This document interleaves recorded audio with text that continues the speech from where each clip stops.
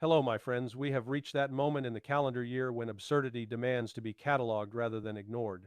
The so-called clown world phenomenon is not entertainment, it is a symptom. And the 2025 cycle provided more than enough material to expose how detached Western political elites have become from reality, accountability, and consequence. The delay in assembling these awards is itself revealing. The opening days of 2026 were already saturated with crisis narratives, manufactured urgency, and geopolitical theater. That alone should tell us something. The pace of instability is accelerating, not slowing. What used to be extraordinary is now routine. The People's Choice results are instructive because they reflect public perception rather than elite self-congratulation. The ranking is not about policy outcomes. It is about visibility of failure, contradiction, and spectacle. Volodymyr Zelensky appearing in the lower tier of the rankings is telling. Once elevated as a near mythical figure by Western media, he has gradually become synonymous with corruption, scandals, performative leadership, and a political style increasingly divorced from the battlefield reality facing Ukraine. The golden toilet scandal, the endless foreign travel while the country bleeds manpower, the carefully curated outfits and image management, these are not trivial details. They are symbols of a leadership class that has mistaken branding for governance. Mark Rutte's presence reflects something deeper than a single gaffe or comment. NATO's leadership increasingly resembles a public relations exercise rather than a strategic command structure.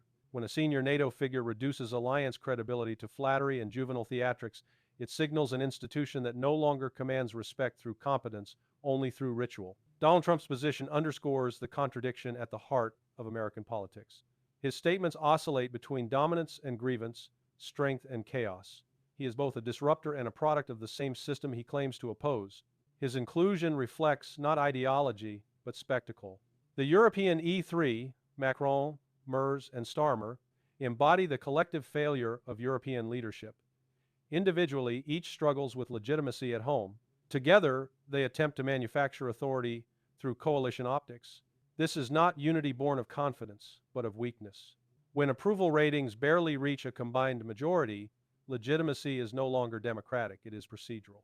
And then there is Kaja Kallas. Her overwhelming support in the People's Choice category is not accidental. She represents the apex of ideological rigidity.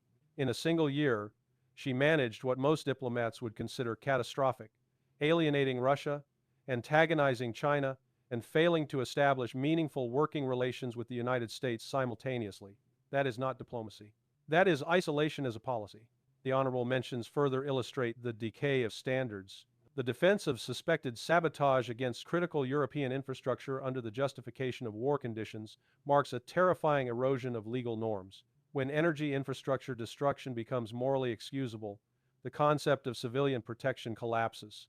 The so-called Ukraine envoys who never engage Russia but shuttle endlessly between Kyiv and Washington reveal the illusion of negotiation. You cannot mediate a conflict if you refuse to speak to one side. What is presented as diplomacy is, in reality, coordination of escalation. The transformation of a former designated terrorist into an internationally celebrated political figure is not a redemption arc. It is proof that labels in Western foreign policy are transactional. Yesterday's extremist becomes today's statesman once geopolitical utility changes. This is not pragmatism. It is moral bankruptcy. The descent of senior European figures into social media theatrics while holding global office reflects the infantilization of power. When symbolism replaces substance, governance becomes performance art. The main awards confirm what careful observers already know. The Epstein Files episode is not merely a bureaucratic failure. It is institutional self-sabotage. When transparency is promised, delayed, contradicted, redacted, and redelayed, public trust does not erode, it collapses. The damage is not limited to one administration. It poisons the system itself. NATO's leadership, reaching a point where deference becomes parody, is not humorous, it is dangerous. Alliances built on credibility cannot survive when authority is reduced to spectacle. Zelensky's repeated presence in these rankings is not about personal animosity. It reflects the collapse of the narrative that Ukraine's leadership represents moral clarity or strategic competence. The dissonance between rhetoric and outcome has become impossible to ignore. The introduction of a Pirate of the Year category is perhaps the most revealing development. Seizing assets, intercepting ships, authorizing covert attacks on energy infrastructure, these actions are no longer hidden, they are justified openly. When a leader states plainly, "We're going to keep the oil," imperial behavior is no longer denied. It is normalized, The attempt to seize Russian frozen assets would have shattered the credibility of the European financial system. The fact that it nearly succeeded should terrify anyone who understands how global finance actually works. That it failed by hours does not make the attempt any less revealing. And so, we arrive at the final verdict. Kaja Kallas's victory is not about isolated statements. It is about cumulative damage. Alienating every major power while claiming moral authority is not leadership, it is delusion. When even the most pro-Ukraine media outlets acknowledge that a diplomat has become a strategic gift to adversaries, the assessment is no longer partisan. It is factual. The clown world moment of the year, the Oval Office confrontation, stands apart because it stripped away all illusion. No scripting, no filters, no spin. Just raw power dynamics exposed in real time. What was meant to be a reaffirmation of alliance became a public rupture. The language used, the accusations exchanged, the sheer breakdown of diplomatic decorum revealed what had long been true beneath the surface. Ukraine is not an equal partner. It is a dependent asset, and dependency, when denied, produces confrontation. That moment will be studied not for its drama, but for what it revealed about the future. The Western alliance system is fracturing not because of external enemies, but because it is collapsing under its own contradictions. This is not clownery for entertainment. It is clownery with consequences. And 2026 will not be calmer. What makes the 2025 clown world phenomenon so revealing is not the humor or the ridicule, but the structural consistency of the behavior on display. These are not isolated missteps. They are repeated patterns that emerge when political systems lose their grounding in reality and replace accountability with narrative management. Take Ukraine as the central case study. The Western political class continues to insist that Kyiv represents a moral cause, a front line of democracy, and an existential struggle for the rules-based order. Yet every scandal, every contradictory statement, every performative gesture undermines that claim. When a wartime leader becomes associated not with sacrifice and restraint, but with luxury scandals, constant foreign travel, and endless image rebranding, the myth collapses under its own weight. The Golden Toilet episode was not merely a corruption story. It was symbolic. It captured the essence of the disconnect between Western messaging and Ukrainian governance. While ordinary Ukrainians are mobilized, impoverished, and displaced, the leadership project's extravagance and entitlement. That contrast cannot be explained away by propaganda alone. The same logic applies to NATO's leadership. The alliance claims to be the cornerstone of European security, yet its public face increasingly resembles a public relations exercise devoid of strategic seriousness. When the head of NATO engages in juvenile rhetoric, excessive flattery, and performative loyalty displays, it signals something far deeper. The alliance no longer believes its authority is self-evident. It feels compelled to perform relevance rather than demonstrate it. This erosion of seriousness is not accidental. It is the product of institutions that have not faced real strategic consequences for decades. Power without accountability breeds theatrics. Theatrics eventually replace competence. Donald Trump's recurring presence in these rankings reflects a different but related dysfunction. He is both a symptom and an accelerant. Trump exposes the contradictions of the American system by refusing to cloak imperial behavior in polite language. When he says, "We're going to keep the oil," he is not inventing policy, he is stating it plainly. What previous administrations did quietly, Trump does loudly. The shock many express is not moral outrage. It is discomfort with honesty. Europe's E3 coalition illustrates the terminal crisis of legitimacy across the continent. These leaders are not uniting because they command public trust. They are uniting because none of them can govern convincingly alone. Coalition optics substitute for democratic mandate. When leaders with collapsing approval ratings combine forces, they are not creating strength, they are pooling weakness. The Midnight Train episode Decay crystallized this perfectly. Regardless of what actually happened on that train, the optics alone were disastrous. Nervous gestures, awkward movements, frantic denials. This is not how serious statesmen behave during a continental war. It looked less like leadership and more like a parody of leadership. And perception matters, especially in war. The honorable mentions category exposes another critical theme, the moral inversion now embedded in Western policy. Defending suspected infrastructure sabotage as a legitimate wartime act crosses a line that cannot be uncrossed. If blowing up pipelines becomes excusable, then no civilian infrastructure anywhere is safe. Energy, water, communications all become fair game. The West cannot promote this logic without eventually suffering its consequences. Similarly, the transformation of designated terrorists into celebrated political figures reveals the complete collapse of moral consistency. Labels are not applied based on principle, but on utility. Once usefulness changes, yesterday's extremist becomes today's partner. This is not diplomacy. It is opportunism masquerading as pragmatism. The Epstein Files debacle deserves special attention because it strikes at the core of institutional credibility. Transparency was promised repeatedly and then withheld repeatedly. Each delay, each contradiction, each redaction reinforced the same message. There are two legal systems, one for the public, one for the protected class. Once that perception takes hold, it cannot be undone with rhetoric. The Pirate of the Year award, while satirical, captures a brutal reality. Asset seizures, tanker interdictions, covert strikes, these actions are now justified openly. The language of piracy is no longer metaphorical. When leaders openly declare that seized resources will be kept, the international order shifts from law to force. This is where Russia's perspective becomes essential. Moscow is not amused by Clown World, but it understands it. Russia recognizes decadence when it sees it.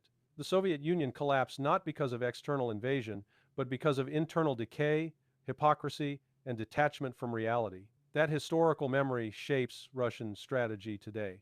Russia does not need to mock Western elites.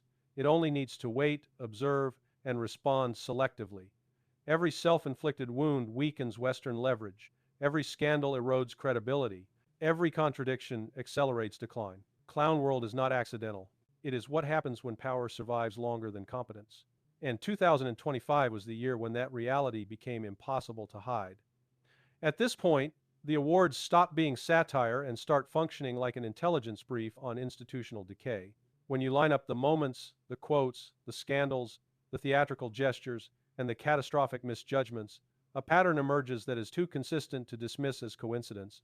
The West is not simply making mistakes. It is operating under a collapsing model of power, one that depends on narrative dominance, media coordination, and moral posturing to compensate for shrinking material capacity. That is the real significance of Clown World 2025.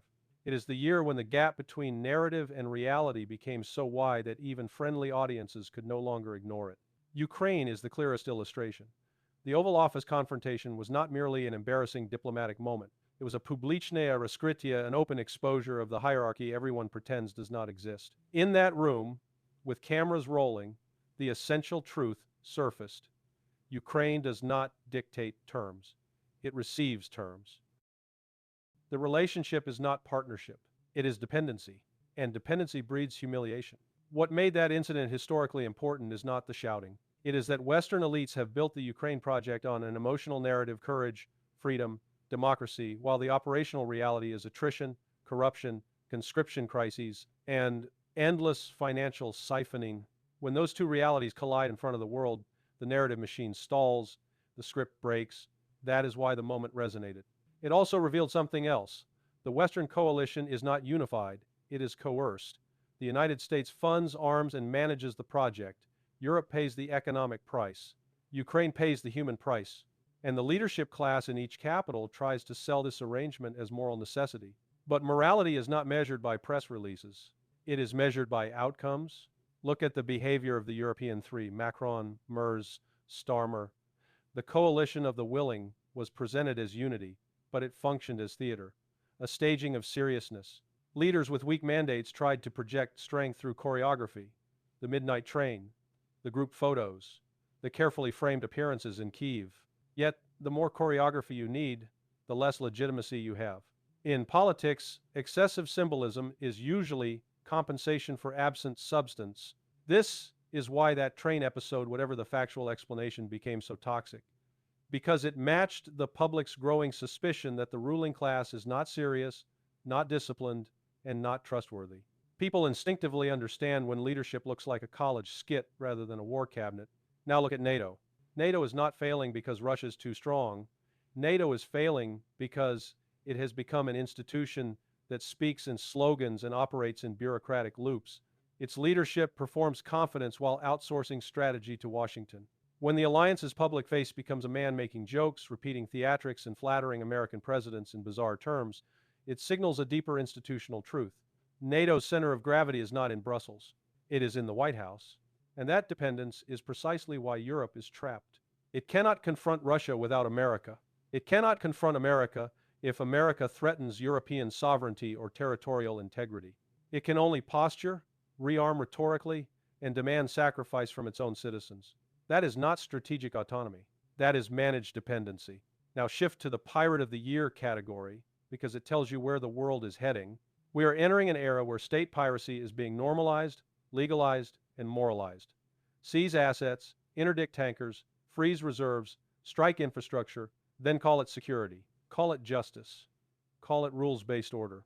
But it is none of those things. It is coercion by force.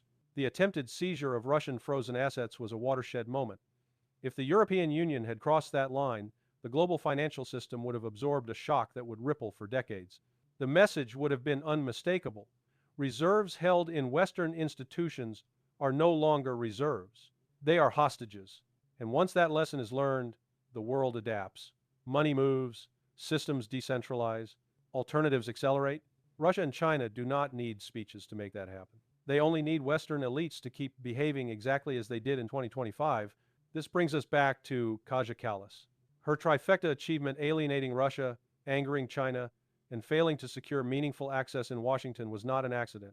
It was the pure expression of ideological diplomacy, which is the most dangerous form of diplomacy. Ideological diplomats do not negotiate, they preach. They do not manage risks, they multiply them. They do not build bridges, they burn them and call the smoke virtue. When even the most pro-Ukraine Western outlets describe the EU's top diplomat as a strategic gift to the Kremlin, that is not a Russian talking point. That is an admission from within the system that the policy has become self-harming. And self-harm is the defining feature of Clown World. Finally, consider the Epstein Files episode again, because it reveals the domestic mirror of the foreign policy crisis. The Western model depends on public trust, trust in institutions, trust in law, trust in media. When that trust collapses, external projects lose their foundation. You cannot run an empire abroad when the public no longer believes you at home. The endless "we have it, we don't have it, it's on my desk, we need more time, it's redacted" cycle did not merely embarrass a department. It confirmed what millions already believe. The system protects itself first. Truth is managed. Justice is selective. Transparency is theater. And once that belief solidifies, the political class loses its ultimate weapon, moral authority. That is the true climax of Clown World 2025. It is not that leaders said ridiculous things. It is that the structure producing those leaders is decaying while still pretending it is strong. And history has a very specific outcome for systems that operate like that. Every system reaches a moment when it can no longer disguise decline as transition. Clown World 2025 marked that moment for the Western political order. What had previously been dismissed as satire hardened into diagnosis. The laughter faded, replaced by recognition. This was not merely incompetence on display. It was systemic failure revealing itself through repetition. The defining feature of late-stage power is not weakness, it is denial. The refusal to adjust strategy when evidence demands it, the insistence on escalation when restraint would preserve strength. The compulsion to substitute symbolism for substance and rhetoric for results. In 2025, Western leadership crossed that threshold decisively. Ukraine did not become the story of resilience it was marketed to be. It became the story of dependency, attrition, and narrative collapse. The Oval Office confrontation crystallized what had long been true. Ukraine exists as an instrument, not an equal. When instruments speak out of turn, they are corrected publicly if necessary. That moment stripped the project of its moral costume. Europe, meanwhile, exposed its strategic emptiness. The E3 coalition did not demonstrate unity. It demonstrated fear. Fear of irrelevance, fear of voters, fear of Washington, fear of Moscow. Leaders without domestic legitimacy tried to manufacture authority through proximity to war. History is not kind to such gambits. NATO's behavior confirmed the same pattern. Alliances built on confidence do not require theatrics. They do not flatter power centers or reduce leadership to spectacle. When an institution must perform seriousness, it no longer possesses it. The normalization of asset seizures, tanker interdictions, and infrastructure sabotage marked a turning point. These actions were once exceptional, covert, deniable. In 2025, they became policy and worse precedent. The message to the world was unmistakable. Western commitments are conditional, property rights are political, and rules apply only when convenient. That lesson will not be forgotten. It will be adapted to Kaja victory symbolized the end state of ideological diplomacy. Alienating every major power while claiming moral clarity is not strategy, it is self-isolation. When even allies begin to acknowledge that such leadership benefits adversaries, the system has entered the phase of negative returns. Every action intended to project strength instead accelerates decline. Domestically, the Epstein Files episode mirrored this collapse perfectly. The same dynamics played out at home: promises without delivery, transparency without truth, accountability without consequence. Once the public concludes that justice is selective and institutions are self-protective, foreign policy loses its foundation. You cannot demand sacrifice abroad when credibility has evaporated at home. Russia understands this cycle. It has lived it before. That is why Moscow does not rush, does not posture, and does not perform. It allows contradictions to mature. It allows adversaries to exhaust themselves. Time, which terrifies Western planners, works in Russia's favor. The clown world phenomenon is not an aberration. It is the outward expression of a political order that has outlived its discipline. Power persists, competence fades, narratives multiply. Reality intrudes. Empires do not collapse because they are challenged. They collapse because they cannot stop escalating when escalation no longer works. 2025 was the year that truth became visible. 2026 will test whether anyone is capable of learning from it.